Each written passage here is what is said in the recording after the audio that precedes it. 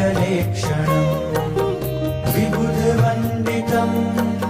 स्वामिनाथ ते वपुरिहास्तु नो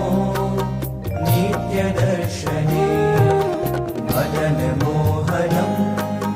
प्रेमदोहनं नयनगोचरं भक्तसञ्चरं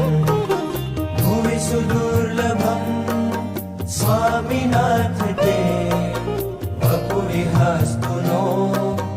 नित्यदर्शने निजजनैः सदा वाञ्छितं